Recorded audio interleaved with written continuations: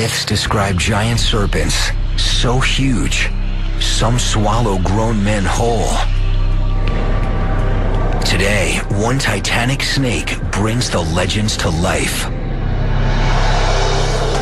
A lethal alpha predator with powerful constricting muscles. A forked tongue for tracking prey in stereo. And curved teeth designed to hook flesh and never let go.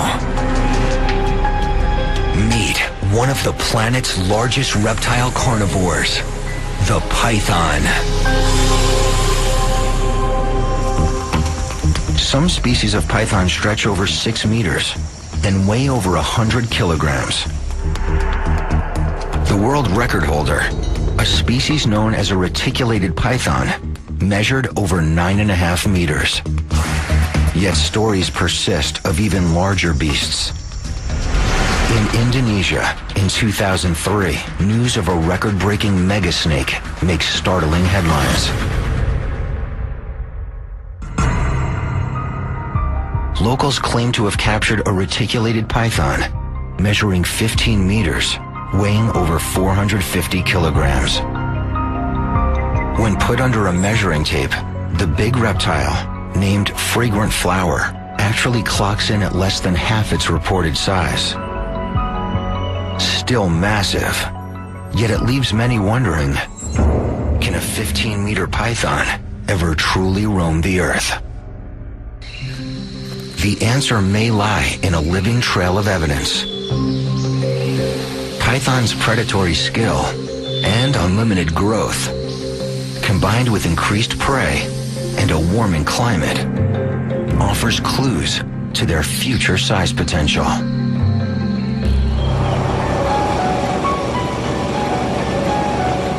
Florida, the Everglades, here, in the warm, wet habitat of the United States' largest subtropical wilderness, lives one of the planet's most massive snakes, Burmese pythons. They're native to Asia. In the Everglades, they're invasive, and they're multiplying. It's estimated up to 150,000 invasive Burmese pythons are already thriving here, breeding and hunting native species, growing bigger with each meal. It's really a great environment. It's almost the perfect situation for a big snake to grow. They have plenty of prey, and they're being very successful. With the absence of predators, you may actually see them getting to sizes larger than is common for a Burmese python today.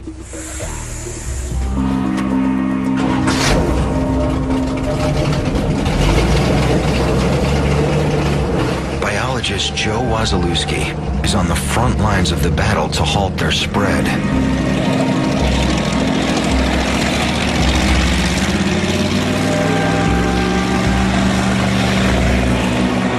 His mission? As a licensed python hunter, he tracks, captures, and removes them, recording critical data on their location and size.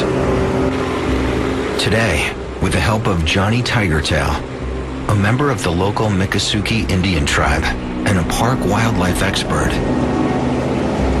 Joe's heading out to search known Burmese python hideouts. Joe's largest catches have stretched over 3.5 meters.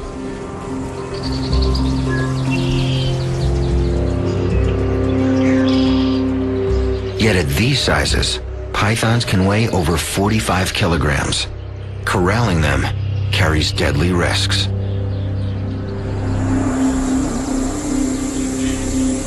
When you see a wild python out in the Everglades, you better bring your A game, because that snake is going to want to eat you alive. That snake is going to bite. That snake is going to bite for any body part it could reach.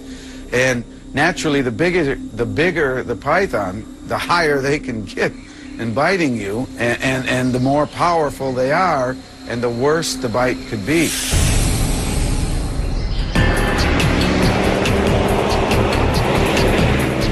Joe and Johnny scour clusters of trees known as hammocks. These hammocks were once safe havens for native species. The safe havens have become python hunting grounds.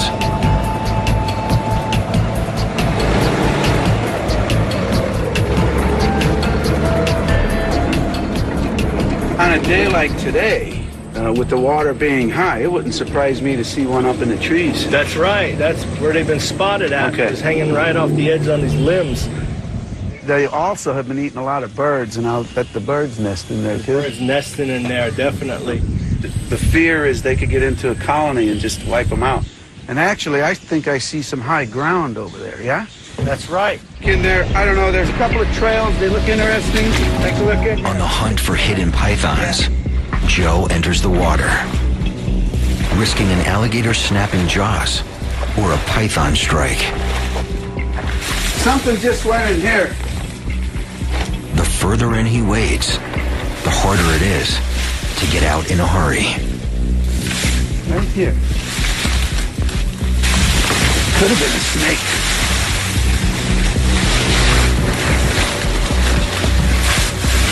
Well, I definitely heard something.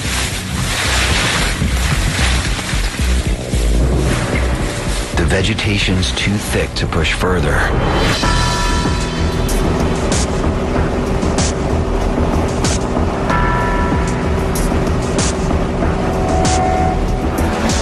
As noon approaches, Joe knows the odds of finding a python are slim. During peak sun, they often take refuge out of sight. Well, I'm going to go further south. I'm going to run some roads and do a few other things, but let's keep in touch. Okay. Just as pythons haunt the Everglades hammocks and waterways, they can also take to its canals and roads. We're in an area that's it's a little over 20 miles south of Miami, and it's sort of where the Everglades meets the urban area. Wait a minute. I just saw something on that road that I don't see now. A lot of pythons have been seen in this area, and I know for a fact a lot of them have been caught crossing this road. This search technique is called road cruising. While driving, Joe scours the road for signs of python movement. The Everglades consists of, give or take, about 1.5 million acres. And each and every one of those acres could house a python or a number of them. Pythons, like many other reptiles, they camouflage very well. You could be standing literally next to a python and not see it.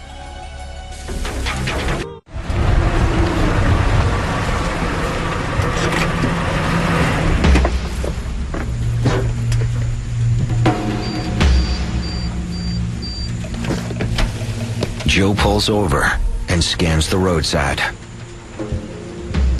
What's that over there? No. Sometimes these just look so good. And sometimes you just think you see pythons all over the place. Nope.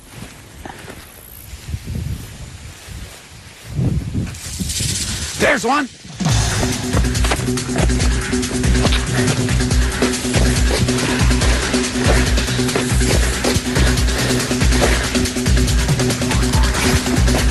Okay.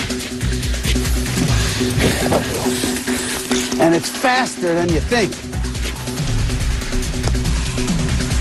Ah. I've got to get it out in the open. All right. We got him. Almost. Now.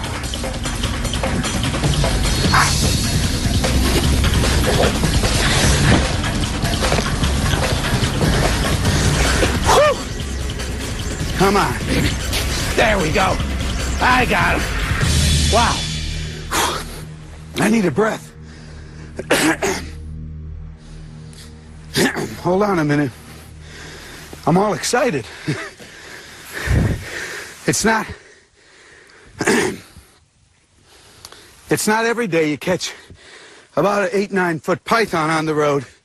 So they have 4 rows of teeth on the top, two on the bottom. The teeth are curved inward, and if he were to get a hold of you, let me tell you, it would hurt. It got a little piece of my jeans. It didn't get my leg, I don't think, this time. So I'm lucky. And believe me, those little teeth are razor sharp, and they're going to cut right into your flesh right quick. It is not fun to be bitten by one of these snakes. That's how you do it. Okay, we got him now. Now it's time to secure it in the bag, which is also easier said than done.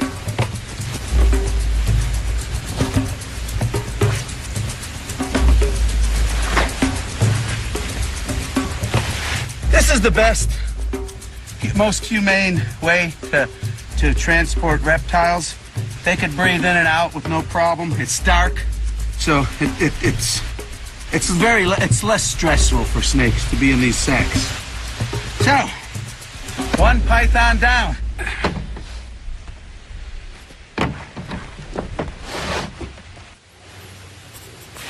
Joe logs the location of the catch and estimates the python's size, roughly 3 meters. Driving on, he continues his hunt for an even larger one. To many, the spread of these super predators is disturbing. To others, it's a wake-up call. Burmese pythons didn't slither here on their own. Some experts say these exotic invasives were once captive house pets. Burmese pythons became really popular probably in the 90s because there was these genetic mutations. There was albinos, and then now they're green in color, and some of them don't have pattern, and people like to breed them for all of these different color morphs. For some overwhelmed pet owners, what starts as a tiny juvenile soon becomes too much snake to handle. People are releasing these pythons. It's not only because of size, it's because of something changed in their life, where the python was a novelty and was a good pet at one point, now it's not. Well, pet shops don't want them, the zoos don't want them. It's not fair for the snake or the environment, or the people. Although it's almost certain released pets have contributed to the python problem, another theory suggests the invasion may have begun with just a few escapees. In late August 1992, Hurricane Andrew blasted across South Florida. Category 5 winds destroyed several animal breeding centers.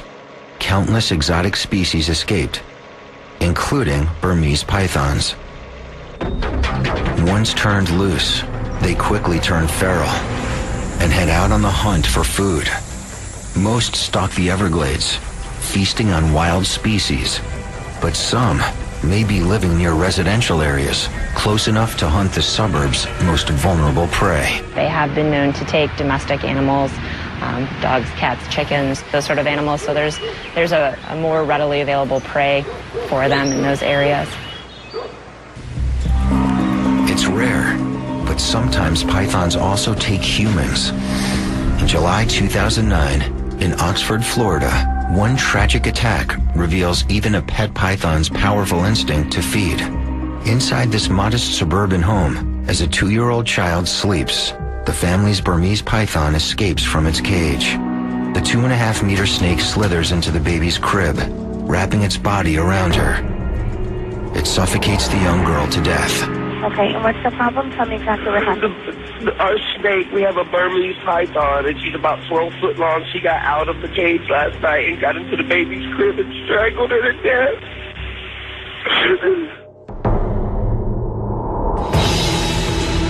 The horrific incident sparks a flurry of publicity and an urgent call to action from politicians and concerned citizens. Authorities are working to control the pet python problem and eradicate them from the wild. Yet as these foreign predators grow and colonize, megasnakes may be here to stay. They are survivors, and everything they need to know for survival is programmed right into their brain from the second that egg hatches. Survival is programmed from day one. In a single breeding season, a female Burmese python can lay up to 100 eggs. In just a year, hatchlings can explode to more than 4 times their birth size. By the time they reach around 2 meters, these voracious carnivores are eating machines. They hunt almost any animal with a pulse, from endangered birds to reptiles to mammals as large as deer. They will just eat anything and everything in sight. They can eat and eat and eat and just fill themselves up. They're known as opportunistic feeders. They don't always know when their next meal is coming. Whenever they have that opportunity to eat, they will.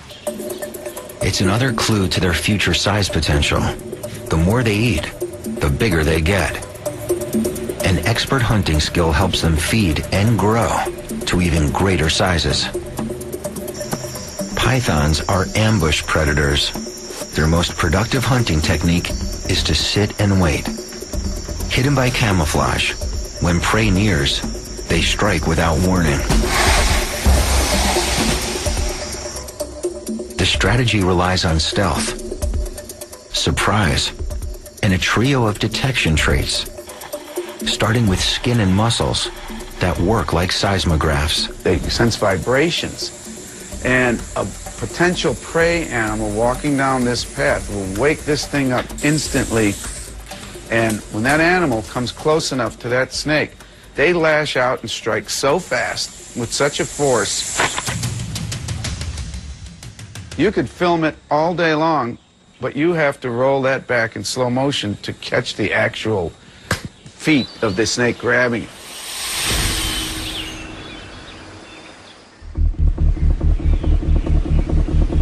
And to hone their hunt even further, a python has 2 lethal tools built into its head. First, facial nerve centers, called pit organs, register heat waves. By detecting thermal hotspots, a python can zero in on warm-blooded prey. And its second weapon offers even more acute, fatal radar. Each flick of a forked tongue picks up airborne scent particles. Inside their mouths, a sensor known as the Jacobson's organ samples the air, directing the snake to where the particles are strongest. Once pythons find their target, they use their jaws and teeth in a terrifying strike. They have over 100 teeth in their mouth. They'll use those teeth just to hold the animal. Pinning their meal with rows of razor-sharp teeth, pythons go in for a deadly embrace. And then they'll use their body, their coils, to wrap around the animal. They'll constrict their body tighter and tighter, cut off the air supply for the animal, asphyxiate them. Essentially going to stop circulation as well. And then after the prey is subdued, they're going to swallow it whole.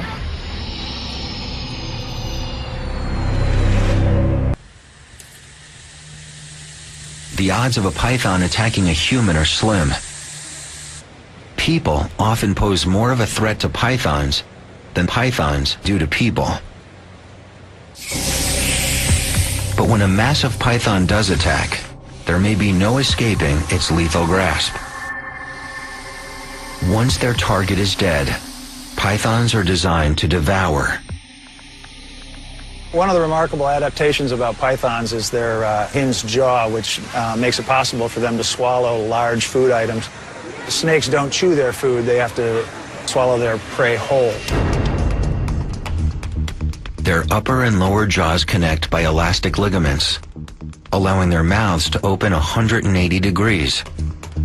Bones in their lower jaws actually separate, and a ratcheting action draws the prey down in one long swallow.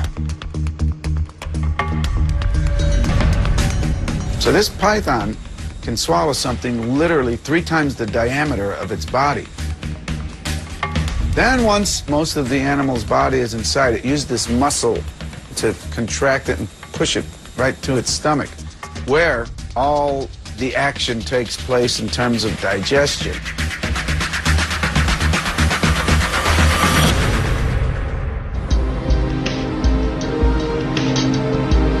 When they feed, pythons leave behind no trace of their kill. They can ingest 100% or more of their body mass, digesting everything but hair and feathers, growing larger with every meal.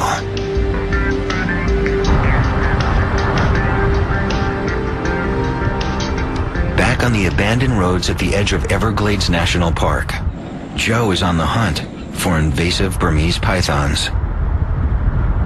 He knows when the sun goes down, his chances of a capture go up. Snakes in general move at dusk, normally. Usually in the summer months, they move more frequently and more readily. So dusk is the time, their activity period, I guess you could say.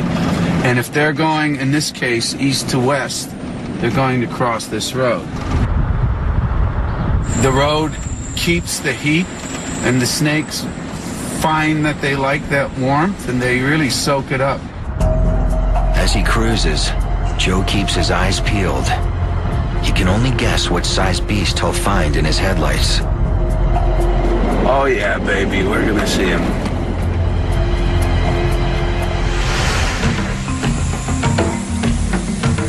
Most creatures, including humans, eventually stop growing. But pythons can keep growing as long as they live. There are several species that don't seem to have a maximum size. And if the individual of that species is lucky enough to live long enough, they just continue to grow until they die. It's a phenomenon known as indeterminate growth, and it's another clue to python size potential. In the wild, they can live up to 25 years, growing every year. In captivity, they can live over 30 years and potentially grow even longer. The Captive Python program at the Columbus Zoo in Columbus, Ohio, offers a laboratory for giant snake size potential. Here, one contender for world's longest python is about to be examined and exercised. Meet Fluffy, a captive reticulated python. We have a number of python species here at the zoo, but Fluffy by far is our largest species. She's quite impressive and in fact may hold the world record. Born in 1992, a private breeder fed Fluffy rabbits, goats, and pigs. Fueled by massive weekly meals, her growth skyrocketed.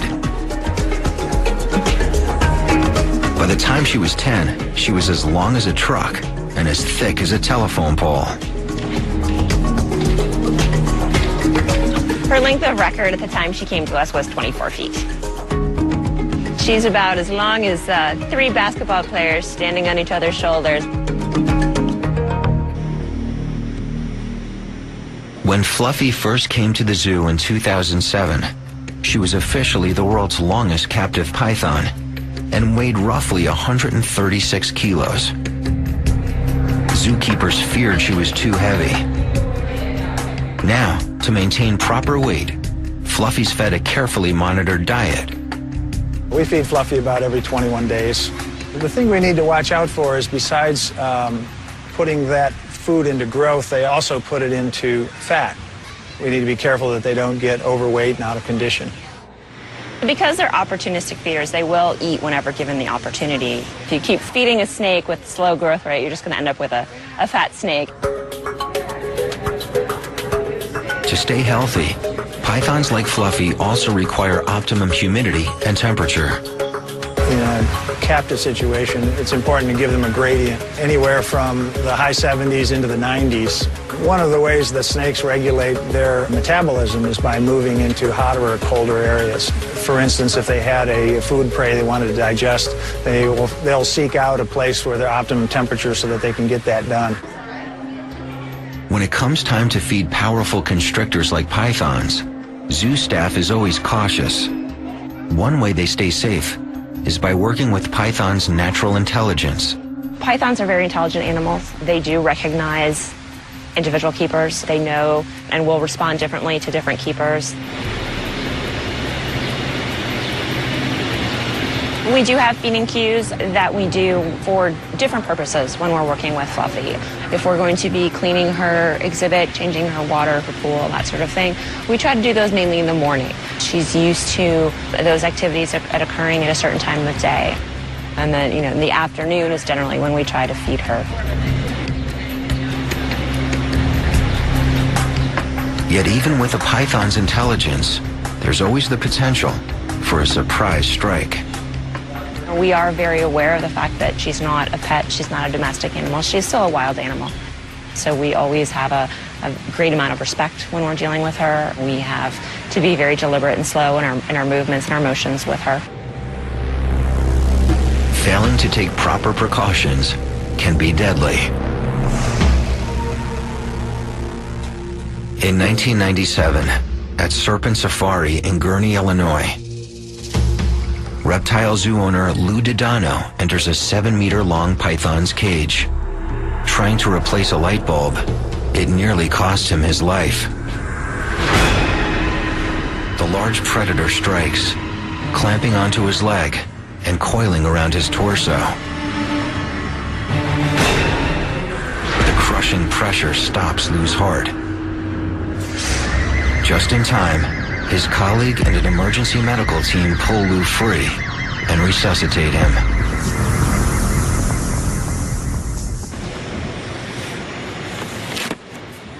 And here at the Columbus Zoo, the team faces the same risks handling Fluffy. We have a minimum of two keepers that work with her at any given time. We also have, just for safety purposes, a standby team of 3 whenever we're working with that animal, which we do on a daily basis. But if we're going to be doing an exercise session or an enrichment session with her, we'll have a minimum of about 8 people it takes us to get hands-on with her. In addition to a carefully monitored feeding schedule, Fluffy's taken out for exercise. Because her meals are regular, she's not as motivated to move. The reason why we take her out and exercise her periodically is because we're concerned that she's just not getting enough exercise.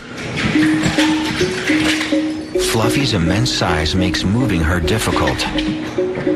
Her strength makes it risky. Beneath her scaly skin, powerful muscles run the length of her entire body. As you're holding her, you can feel all of those muscles in her body. Those muscles push against us as we're holding her, and you can feel her muscles move from one side of her body to the other as she's trying to do that serpentine motion. Her muscles are very strong and can easily move us about while we're carrying her.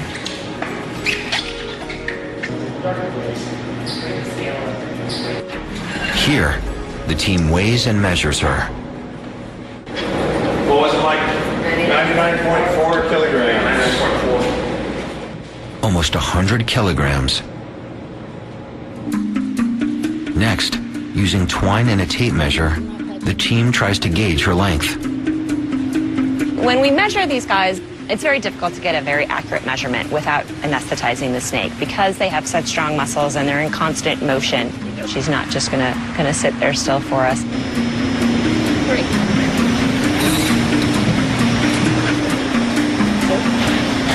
She was measured today 20 feet 1 inches long.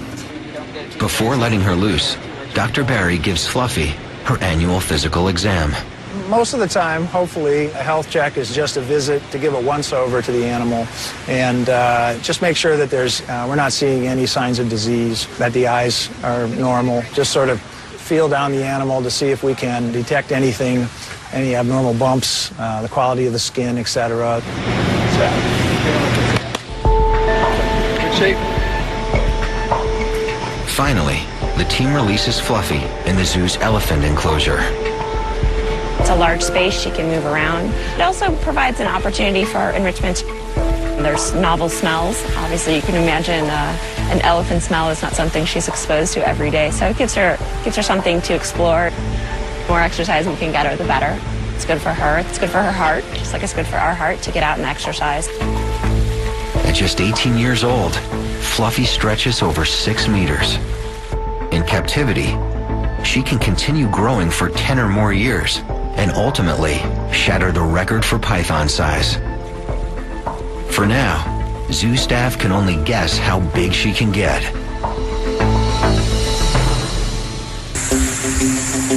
While increased availability of prey, superior hunting skill, and indeterminate growth help pythons feed and grow larger, a truly essential key to their size potential is a hospitable habitat, and it starts with temperature. For snakes, temperature and size are inextricably linked. Cold-blooded animals, known as ectotherms, depend on external heat to hunt, feed, and stay alive. More mammals will have the ability to endothermically thermoregulate. They can control their body temperature. Snakes can't do that, so they have to regulate their temperature based on their environment. It's a simple equation, but it may offer a clue to python's future dimensions. For ideal growth, a python's environment must stay consistently warm. If a snake's body temperature falls too low, it can kill them. Burmese pythons also thrive in an aquatic environment. While smaller pythons are good climbers and often prefer the cover of trees, for large pythons, water offers a fast lane to their next meal. Just think of an animal that weighs 200 pounds without arms and legs. To get around is a tough business. So a lot of big pythons like to be around water. You know, it makes them more buoyant, it makes them get from point A to point B with less energy and quicker. Pythons can stay submerged for 30 minutes and travel over 9 kilometers. And with ample space and no natural predators, when they reach adult sizes, they're free to move, feed, and grow. Some Burmese pythons have even been known to target the Everglades' reigning alpha reptile, the American alligator.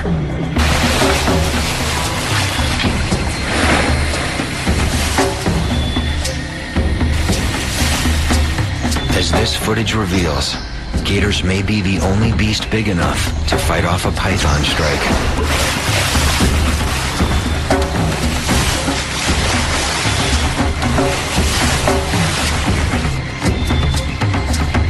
This battle of predator versus predator ends in a stalemate. But sometimes pythons win. In this notorious photograph taken in 2005, a near 4-meter Burmese python bit off more gator than it could chew. Whether invasive pythons and native alligators can coexist as top predators remains to be seen.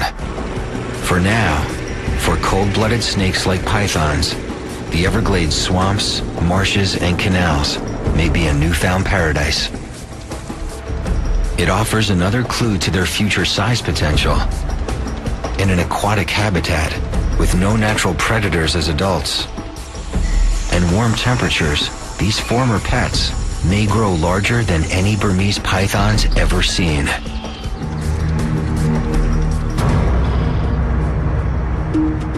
If you would have told me even 10 years ago that, yeah, I'm going to take you out searching for pythons, road cruising, I would have thought you were crazy.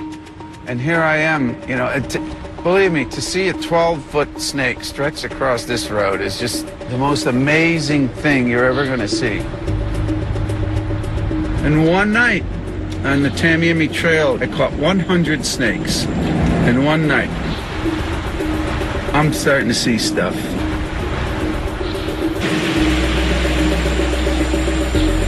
There you go. There's one. Wait. You gotta be. Wait. This is not a happy snake. I'll tire him out. Woo! Wait a minute. Okay. Okay, I got him now.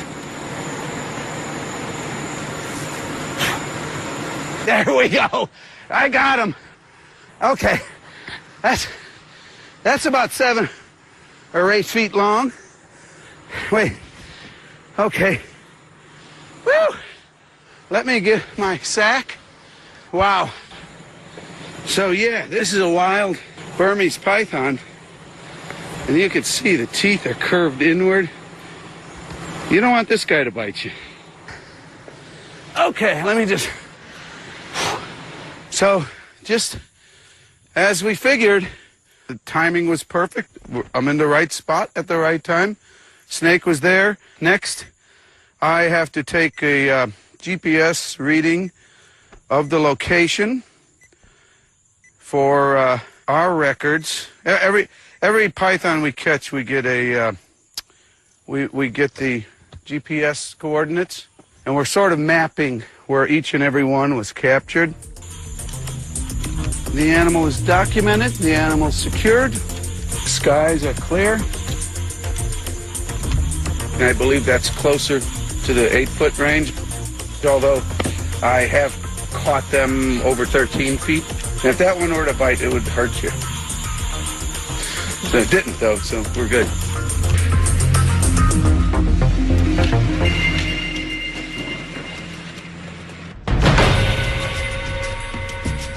More than 100 years ago, Amazon explorer Percy Fawcett described an encounter with an unknown snake species.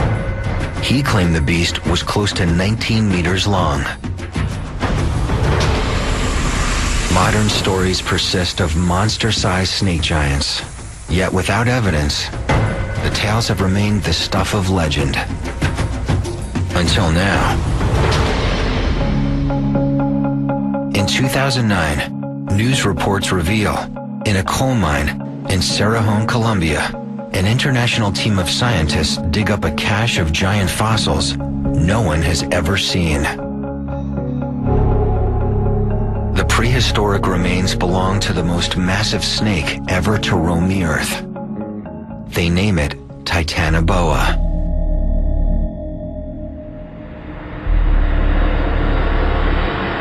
Titanoboa was basically a giant boa constrictor that lived in South America around 60 million years ago. And during that time, the climate was much warmer, and this really set the stage perfectly for a giant snake. Titanoboa was truly a titan. You're looking at a snake that would have been between 12 and 13 meters long, or about the length of a city bus. Stretching longer than 12 meters, weighing over 1,000 kilograms, the remarkable discovery radically changes our notion of serpent size potential. It would have weighed around 1,100 or 1,200 kilograms, and that's about the size of a bison. This animal could have just dominated anything in its environment. It was just that powerful. Titanoboa redefines what we think of as the largest snake, and it is the largest snake known, but once you've opened that door, you have to wonder, are there even larger snakes waiting to be found out there? I mean, Titanoboa is one find, it's from one locality, and there's so much that we don't know about the fossil record of things like snakes and lizards. We think that of this as the maximum now, but are we just fooling ourselves? Or are we saying again that this is the largest a snake can be, and in a few years are we going to find a 15-meter snake or a 16-meter snake? We don't know. Today's pythons may be smaller than Titanoboa, but with the right combination of growth forces, it isn't too hard to imagine scaled-up megasnakes stalking the Everglades.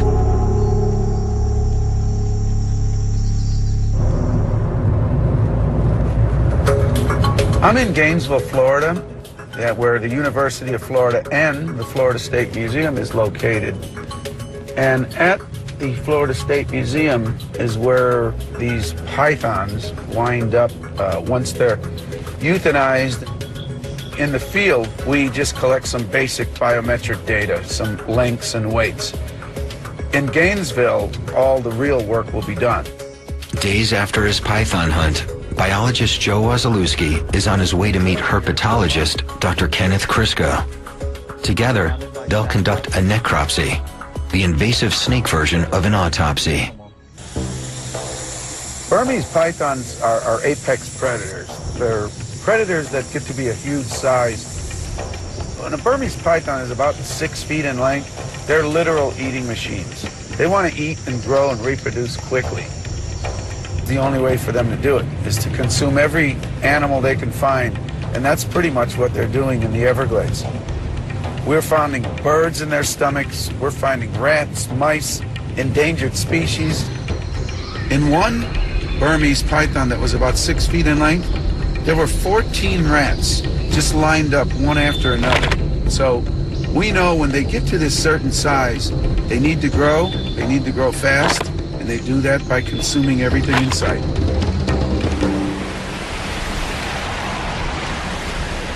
By examining and dissecting one of his captured pythons in the lab, Joe can investigate what it's been eating and how it may be growing. How you doing, man? Hi, nice to see you. Good. There's my cat. Hi, guys. Hey, there's a python.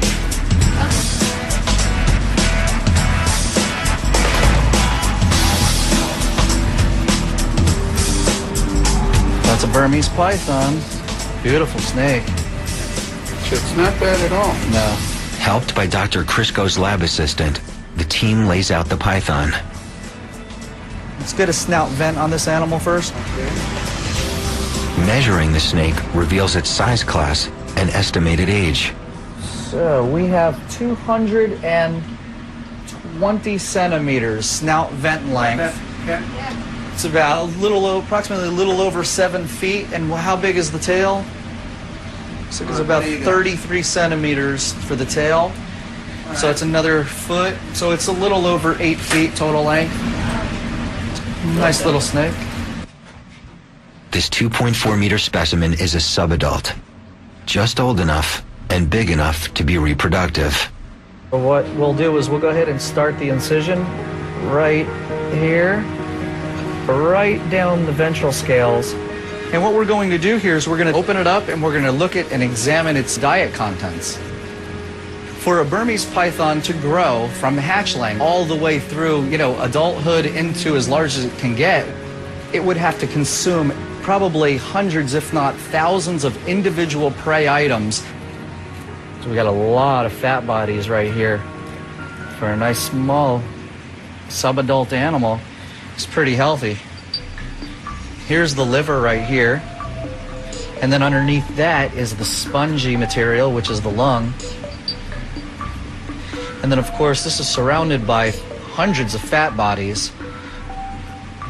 So what we're going to do is go ahead and we're going to try to cut the fat bodies away from the organs very, very carefully. And we should get right to the stomach and the intestine. And there it is right there. Oh, yeah. Just be real careful and cut yourself. You made a nice little incision. Can you try to palpate whatever that is out? Oh, look at that. Look at that. What is that? Oh, a bone or a feather? Or? That looks like a feather. So what do you think? Look at it. Knowing where the python came from inside Everglades National Park, it's likely a wading bird. And, of course, all wading birds are protected species. Impacting. Yeah, absolutely. And you think about how many animals a snake this large has to consume just to reach this size. Really bad news. Inside an invasive snake's stomach, the necropsy team finds a feather belonging to a protected species. They preserve it for further analysis. While most of this snake's prey has already been digested, Dr. Crisco often finds more and larger species. As these photos show, when dissecting other pythons, Dr. Crisco has uncovered entire animals, like this egret, relatively intact inside the giant snake's digestive tract.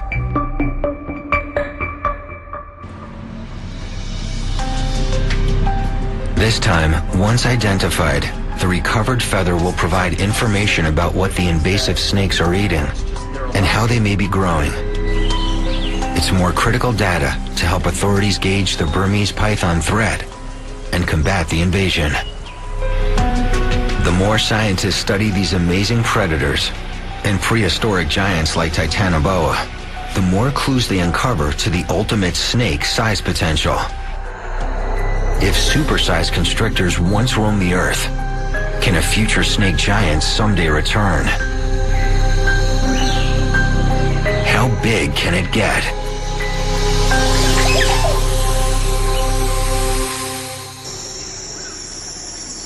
As Burmese pythons continue to colonize subtropical Florida, many see more than invasive predators on the loose.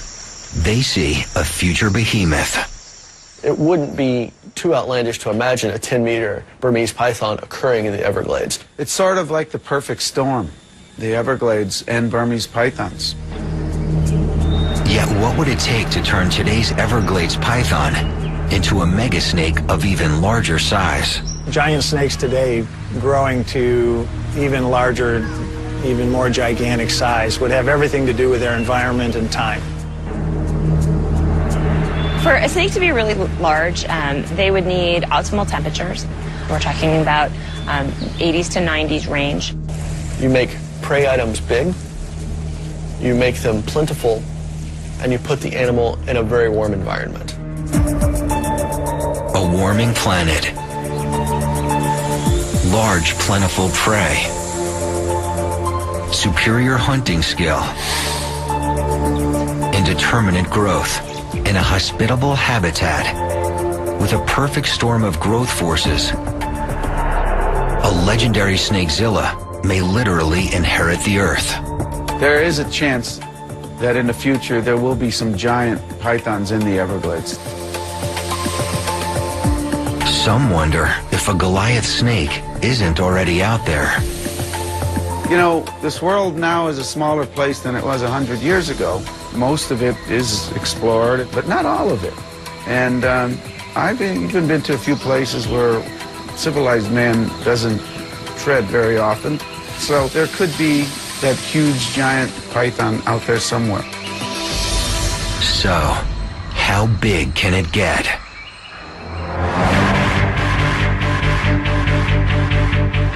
Growing about the size of their ancient Titanoboa relatives, this is what a future python might look like.